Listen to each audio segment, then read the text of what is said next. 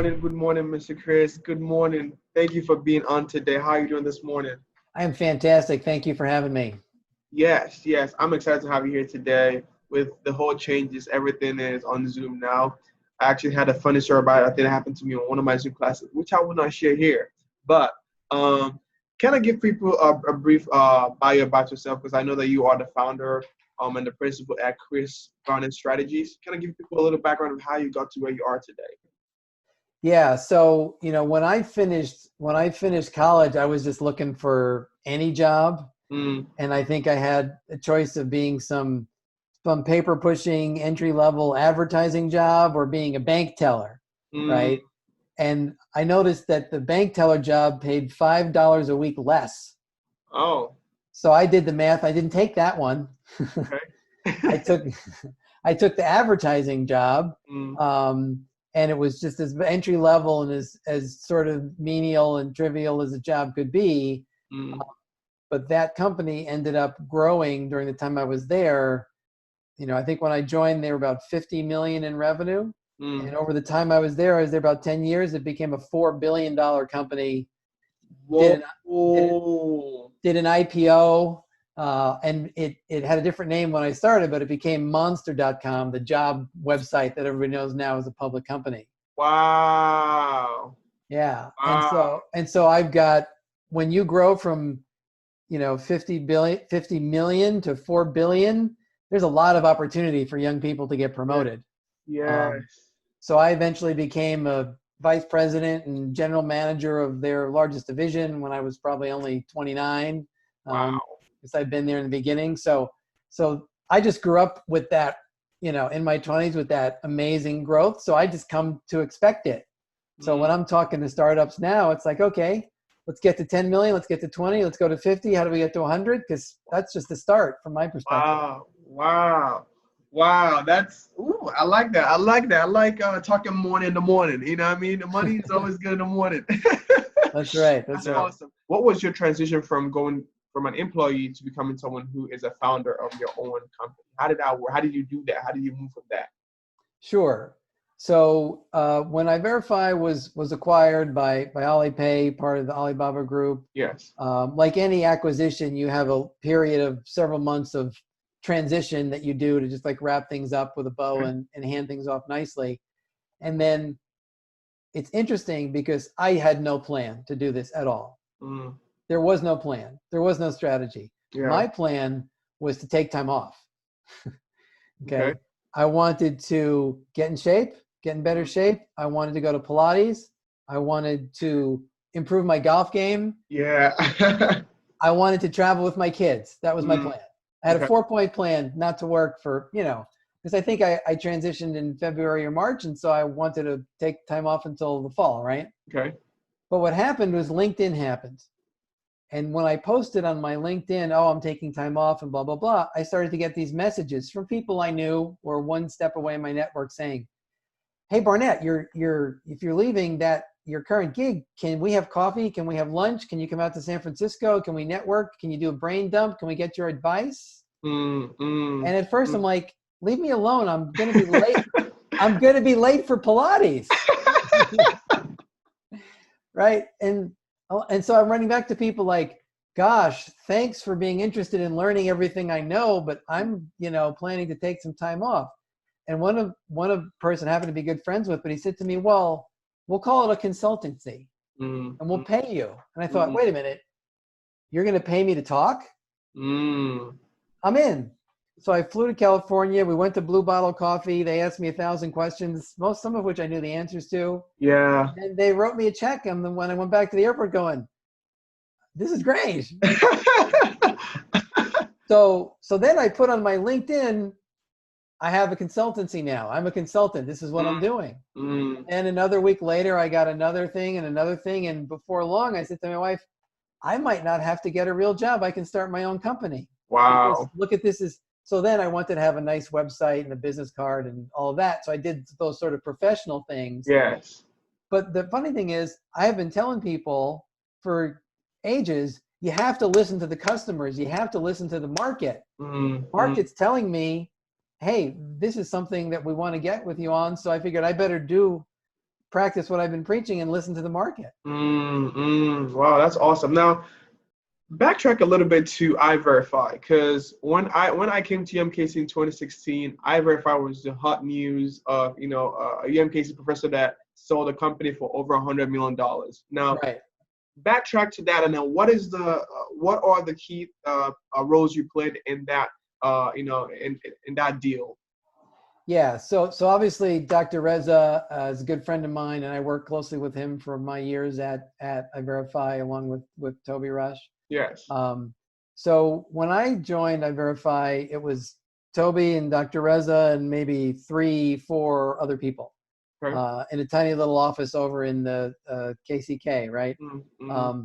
So I was there not at the very beginning, but about 6 months in. But at that time, the product was. That was when Dr. Reza and the folks in the lab were working on how do we get this onto a phone that is usable. Yes. And so kind of the interesting anecdote is that the original user experience, okay, on the device was that if you wanted, like today it worked, EyeVerify in the iPrint, it works just like Face ID, right? I hold it up and my phone unlocks, and I can hold it at any angle, and I can have it out here, and it's great. Okay. But the original, very, very early beta version is that you had to hold the phone like right here. Oh. Okay. Oh. And then you had to look up to the side so you could see the veins in your eyes, and then you had to do this. Okay. And it took about 20 seconds to log in, right? Wow. Because this is the very beginning. Yes. And so Dr. Rez and Toby said to me, "Hey, this is great. This works. Go sell it." And I went around demonstrating this, and of course everybody hated it, and nobody wanted to buy it. And so I had to go back to the team and go, "Yeah, no one's going to buy that. That's a complete." Now, of course, I'm being kind of funny. They knew it was very early and preliminary, and they knew it needed years of work. Yes, yes. And the funny part, now is that how primitive it was when you look back at it. And so, but people were still interested because it was so unique and it was so novel, and the problem that it solved was so great of the hell of passwords, right? So I went out and showed it to all these customers. Dr. Reza came to some of those meetings with me, of course, and we went back to the team and said, okay, here's how it needs to work, right? You need to be able to hold the phone about here. Yes. It needs to work that fast. It needs to be highly accurate. Everything that you see in Face ID, for example, today, but these were all huge mountains to climb, back in 2014, 2015. Yes. These were huge mountains to climb, right? If you think about 5-year-old cameras and 5-year-old phones and all that. True. And so then what we did was we took, basically what the market wanted. There were 4 or 5 things everybody said had to be in that user experience. Mm-hmm. And we made that our plan of development. And I took that, and all I had was a PowerPoint. And I went out in January with a PowerPoint. Here's how it's going to work, and it's coming in October. And so we pre-sold it for, 9 or 10 months. Wow. Lo and behold, when we got to the end of the year, it was kind of working as predicted. Wow. And then, that's when we started to get customers and get big names like Wells Fargo, and that was really the takeoff from there. Wow. Now, I want to ask you this too. From a marketing side of things, from a sales part of things, how do you get in front of people, and how do you sell and get this contact? What is your strategy to doing that? So that people, in school today who are taking marketing, do you just go and knock at doors, or do you do cold calls? How do you get in front of people? Right. Okay. So there's 2 things about that. One, it's probably not that helpful, but it's true, because people always say to me, how do you know so many senior level people at so many big companies? Like, how do you do that? And unfortunately, a lot of the answer is, I've known those people for 10 years. And, if you're trying to call an assistant marketing manager to go have a sandwich, well, that's easy. Right? But then, 10 years later, that person has been promoted 7 times, and now they're a senior vice president, and now you're like, you've known them for 10 years. Yeah. So it's kind of like, how do I have trees in my yard? Wow. So when you're in college, okay, so this actually is good advice. Mm, mm. The people who are in sort of your cohort, who are 20 to 25 or 28, Yes. they are so easy to build relationships with. True. And they're not senior, they're not busy, they're not hard to get to, they don't hide behind a wall of executive staff. Mm. Those relationships are going to be your senior relationships 5 and 10 and 20 years later. Wow. And so you have to invest in them now, right? Mm-hmm. And that's the way I encourage people. I have someone who works for me now who's that age group, and she's talking to somebody really junior. I'm like, that person's going to be and part of it is you have to see who's the winners, right? Mm-hmm. Mm-hmm. You meet somebody and go, wow, this person, they're a hotshot. They're going to have a great career. I want to. Yes. And you can't wait. You can't go dark on them 8 years and come back and say, remember me from 8 years ago, of course? That doesn't work. Right. So you have to nurture those relationships and not be transactional. Mm. People should be thinking about who are the 200 or 300 people that I want to be my network in 5 and 10 and 15 years. Mm. Mm. Right. Mm. So that's kind of a long-term answer, but it's still really important because it is important. Yeah. 10 years from now, in 2030, you're going to be there and you're going to want those relationships, and you're either going to have them or you're not, right? Yes. So that's one answer. Then the other answer is, okay, but today is now and I need this meeting next week, and what do I do? And there's a couple really simple little things that are going to sound like they're sort of obvious table stakes that people don't really do. Mm. They're trying to get that. We call them new faces. I need to meet with a new face, someone that doesn't know me. Yes. Believe it or not, people do not do their homework 95% of the time. Mm. Right? They're reaching out to somebody in the pharmaceutical business with a message about agriculture, right? Because they didn't do their homework. Okay, and they're worried about just getting as many messages out as they can, getting them out as fast as they can, and they don't do their homework. Mm-hmm.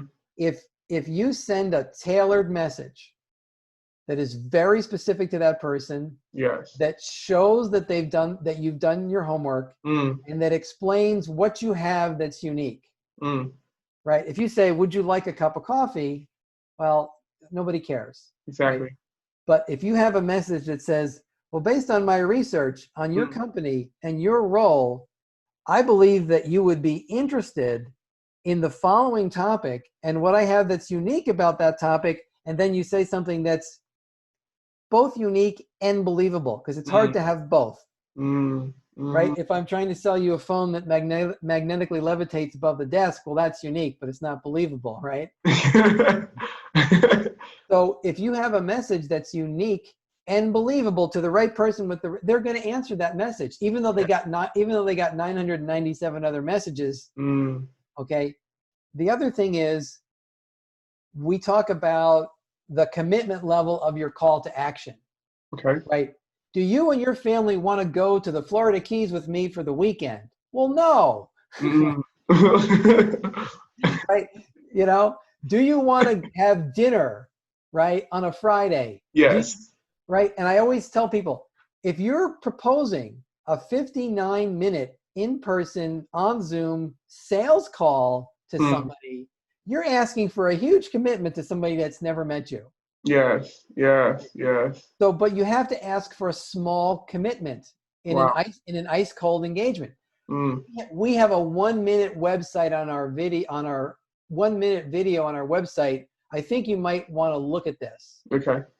Or we have an ebook. We have a PDF. Just come to our website and look at it. Would you like a free demo, a free trial? Would you like to learn more? Too many times people are asking their goal. I mean, it's like asking someone, instead of saying, would you like to stay for dessert on a first date? If you start talking about, how many kids should we have? Right? That's just crazy. You shouldn't do that, right? Okay. So what I always want to see sales professionals doing is having calls to action on a 0 to 10 scale in terms of commitment. And the commitment you're asking for has to correlate to the relationship you have. And if your relationship is a 1 on a 10, don't ask for a 10 level commitment action item. Wow, wow. Now those are some good Chris Barnett strategy right there. Right from the horse himself, the main man himself. Woo! Okay, I'm loving this. I'm loving this. But this is awesome because I mean, I believe that networking is really good. And the way I really got into networking is I took a marketing class, and shout out to David Patrick. And he is really big on being able to network with people, course of action when you meet people, respond to them immediately. And he literally got me on LinkedIn, made me put an article on LinkedIn. And I think that is really important for people to start building that relationship because we always want to wait. We want to wait till the end. We want to wait till everyone has a job, but it's right now that we're doing it, right? No, I love that. I really love hearing that. I'm glad I asked you that question. Now, working from home versus working from the office. With this pandemic, everyone is stuck at home. Now, you've been working from home for years, and people are figuring that out. How have you been able to work from home for years? How does that work for you? Yeah, so everyone's talking about this now, so I don't know that I have anything unique, but I'll share my 2 cents. Okay. So one of the most important things is you got to have the right space. Yes. I've been doing calls with people that they're in their basement, they're in their car, right? They're out in their car because they don't have the right space. I talked to a guy that's in his kitchen and now some people, they live in small spaces and they don't have, I'll show you something. So you have to have the right space. You have to have your space set up. And I'll give you an example. One of the first things I did, right? I'm just going to do this, right? Okay.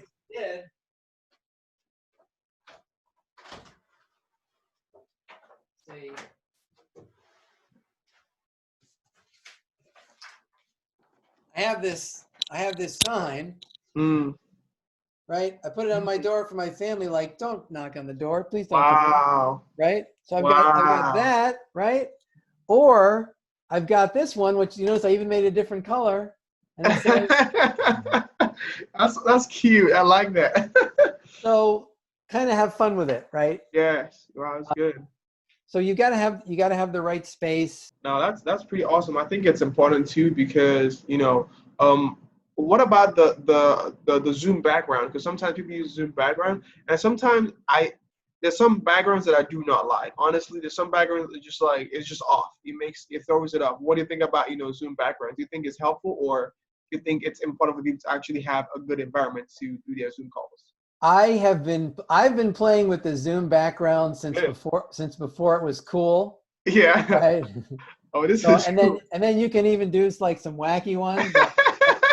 That's actually me, right? Yeah. I was talking to people in San Francisco, right? I had this going, like hazing the people in San Francisco. And then if it's a bad news meeting, I'll go with this one. The week after this went big, I had this going on. Oh. Right? And here's one of me when I met President Trump. That's interesting. Wow. Okay. So didn't know that. Yeah. And then it's also kind of fun for the kids to mess with here. So while we're talking, I'll show you this one. I think it's a great icebreaker. Oh, wait a minute. You are on the virtual background. I didn't know that. So when I have a call with somebody, I'll go and find a virtual background that's relevant to them. And it's a great icebreaker in the conversation. Are you in a virtual background or the real background? So, yeah, so that's a movie playing behind me. And this is my son coming in, goofing around. And he's obviously, and now he's putting hand sanitizer on me. How are you able to do that? I need to learn that. I really need to learn. That's so cool. Yeah, so you film the video without me on here, and then you play the video as your background, and then it goes on behind you. Because people are crazy at home and they're sick of the Zoom meetings and all this, and so when you have something entertaining, it really makes it kind of fun. That's awesome. I'm laughing my heart out here. I'm really that's just really funny. Yeah. Tell me about meeting Donald Trump. What kind of business were you on? How did that happen? Yeah, so let me go back to that one. So this is actually a practical joke. Okay. So this is actually President Macron of France. Oh, it's a side view. But it kind of looks like me. Yeah, it definitely. So when this picture came out, I said, God, that does look just like me. So I posted this on social media, and I had dozens of people asking me, how did I get to meet the president? And it isn't even real. And I have and it's funny because we're talking about Toby Rush. Toby Rush actually gave this to me. He gave me a framed copy of that picture. Okay. And it's on the back, it says, from the Donald, Chris, you've got a great golf game for a man with such small hands. Okay, I'm having way too much fun on this Zoom. I'm loving this. This is awesome. This is really great. That's fantastic. Now, I'll tell you this. This is one of the most fun Zoom interviews I've had in a long time. This is fun. This is more like a conversation. I'm loving this. Now, thank you. This is awesome. Now, talking about employees, taking care of employees that are not used to working remotely, what are some things that are helpful for that? Yeah, in my client base, I've seen a bunch of different approaches. And the thing that I've really liked is two things that I would throw out there. One is, one of my clients has been sending food. And I know people may have a lot of food in their basements, or some people say they're eating too much because they're home, but people like to get food. Yes. So one of my clients, every other week, they send, one week it was a package of cupcakes, the next week it was a package of snacks. Then they got tired of the food thing, and they sent slippers, branded like slippers, and pajamas, because like you're lounging, so you might as well have that. Yeah. And it gave employees, something to have small talk about, and it's amazing. It's a simple thing, but it kind of just shows, hey, you're stuck at home, we care about you, and it really is not that expensive for the value that it had. We get on a company meeting and everybody's got their cupcakes and they're talking about that. So send stuff home because people are stuck there, and that's a pretty good thing. The other thing is, I've seen folks kind of take the calendar and kind of break it down to like, all right, we're going to have a couple hours multiple times a week where there's just going to be no meetings allowed. Yes. You get a break from the endless Zoom thing, and you can actually get some real work done and get some headspace. So you block out no meeting allowed windows. And then the other thing I've seen be really effective is just 15-minute check-ins with a larger group. Okay. To sit on here for an hour can be kind of brain draining, but like this one firm, they do Monday, Wednesday, and Friday, 9:15, 15 minutes, kind of like a stand-up meeting in Zoom. Yes. Everybody gets on there and talk about a couple things real quick. It's a way to stay connected without like, oh, I have 9 hours of Zoom meetings. So let me ask you this. What are some things that you are planning for whenever this is all over? Because I know that you are, pretty much ahead of things. What are some things you're looking forward to when this is all done for your company? Is there some things you guys are planning for the future when it's all over? Yeah, I mean, in terms of planning ahead, I don't want to be pessimistic, and I don't know what's going to happen, but I think that we need to be planning for this to be 2 years. Right? Yeah. Because what I notice is everybody has a prediction about when this is going to be over. And the predictions don't really seem to correlate to any actual science. They seem to correlate to people's preferences. Right? Like there's a soccer coach and he thinks it's going to be over in August because that's when tryouts are. Okay. And there's a principal of a school who thinks it's going to be over in September because that's when school starts. Okay. So people just kind of are assuming it's going to be what they want, as if they can. It's just kind of a psychology thing, right? Like it's really what they're hoping for. Okay. Well, why do you say 2 years though? Like, because what if, because they're supposed to end lockdown in May 15th, I guess. When that happens, don't you think that should stop everything, like open everything? I mean, I'm not an expert. People could look at the CDC or the National Institute of Health website or whatever. But I'll tell you my impression. Okay, I guess we're going to get the government has been wrong the entire year. They didn't know the virus was here. They didn't know how bad it was. They didn't do testing, right? They didn't shelter in place early enough. I mean, that's why it's so bad. Yeah. They were wrong every day from New Year's Eve until today. So why we suddenly think that on May 7th, they're going to be right about May 20th as being the day to go back when they've been wrong every day earlier. Do you think there will be an outburst if people were to be let out? Do you think there's going to be an outburst of it, or what do you think? I think there's going to be, if you look at the history of this, if you look at even what the experts are saying, there's going to be multiple waves, right? There's going to be multiple waves. And even when we do go back, restaurants are going to be at half the capacity and people are going to have masks and there's going to be social distancing. It's not going to be the same. Who's ready to get on a plane in June and go to New York and do a meeting with 20 people in a little conference room? Few people. Right. And even if you want to go and do that, are the other 19 people going to show up for that meeting? That's another thing too. So I hope it gets better a lot and quickly. But in terms of planning, you asked me about planning. I think people need to be planning for the long term to be ready to work like this. If you have the luxury of doing it. Obviously, if you're a bartender, there's so many jobs where you can't.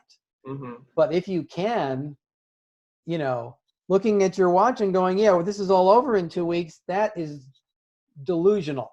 Okay, I'm hearing it different because I really, in my mind, I was thinking whenever, I was giving it till probably like July or August. Again, August is when school opens back up. So I was thinking by then there should be, probably enough people have enough confidence to actually go out and become a little bit normal than just being indoors. So that's my mindset of like by July or, August. I want to ask you this. What is one advice or one tip you want to give to people out there, either, entrepreneurs or, just students who are out there who are struggling with this pandemic? You want to tell them to just keep going and keep pushing and, don't stop. What do you want to tell them today? Well, I mean, I guess my amateur psychology is to think about, I guess the buzzword really is taking care of yourself or self-care. Okay, yes. I think in this environment, it's easy to, I can't go to the gym, so I guess I won't be working out. Right? So I think rather than focusing on the situation, watching the news, talking to everybody about how bad it is, what can you do for yourself? Whether that's, watch a little more TV, watch your favorite movie, just do something nice for yourself. Like, self-care is always an important, habit and skill and thing to focus on. But the worst things are, it's kind of when things are bad, there's a tendency to take less care of ourselves. Exactly. Yeah. When we actually need to do the opposite and take more care of ourselves when things are bad. Be proactive.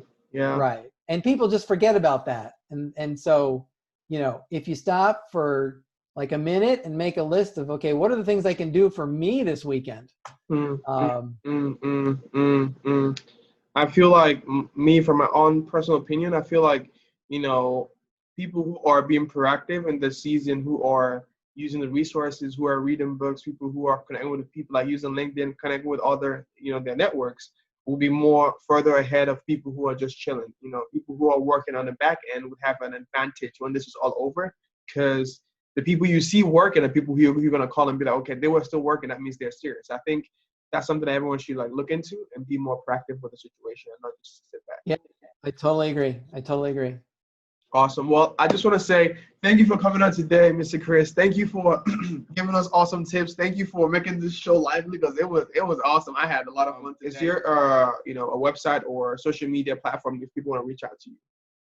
Yeah, so Barnett Strategies, the website is just barnettstrategies.com.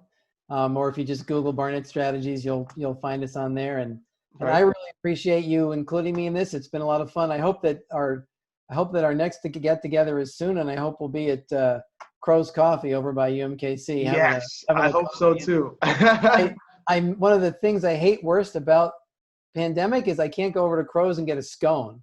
They have the best scones in the Western Hemisphere at Crow's Coffee.